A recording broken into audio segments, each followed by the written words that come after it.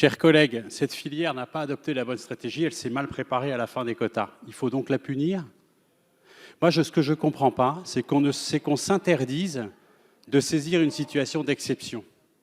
Faisons un peu de politique fiction et imaginons dans 2 ans, alors je ne sais pas lesquels d'entre nous seront là dans 2 ans, mais imaginons la continuité du pouvoir souverain du peuple français. Et juste pour mémoire, une usine, elle tourne de sucre, elle tourne maximum 120 jours par an. Et il faut qu'elle soit saturée au minimum 110 jours. On est passé de 480 000 hectares à 423 000 en 2 ans, avec un prix du sucre qui est passé de 500 à 300 euros et un prix de la betterave de 30 à 23 euros. Ça veut dire que depuis la fin des quotas, qui a déstabilisé cette filière et qui a mal été anticipée, j'en conviens, je dis juste que ça ne mérite pas de les punir. Les agriculteurs, un agriculteur fait en moyenne 16 hectares de betterave, c'est-à-dire qu'il fait bien d'autres choses. La betterave rentre toujours dans des rotations culturales, parfois jusqu'à 6 spéculations.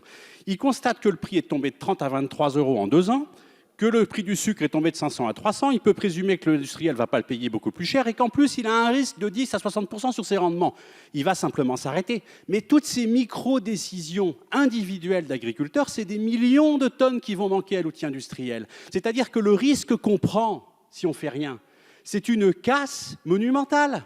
Une usine, c'est 150 ETP, plus de 150 saisonniers. Mais qu'est-ce qui va se passer dans 2 ans quand il y aura la casse? Le Parlement, nous, ou ceux qui vont nous succéder, vont dire où est-ce qu'on prend de l'argent et comment on va... Et puis il va se dire, il y a 2 ans, le peuple français a dit, tant pis, on les passe par perte et profit parce qu'ils le méritent, parce qu'ils avaient mal à préparer cette... Non, comme le disait Roland Lescure, quand quelqu'un se noie, on ne lui dit pas « t'avais qu'à apprendre à nager ». On ne lui dit pas non plus « attends, regarde, je vais te montrer comment on a... » Non, on le sort de l'eau.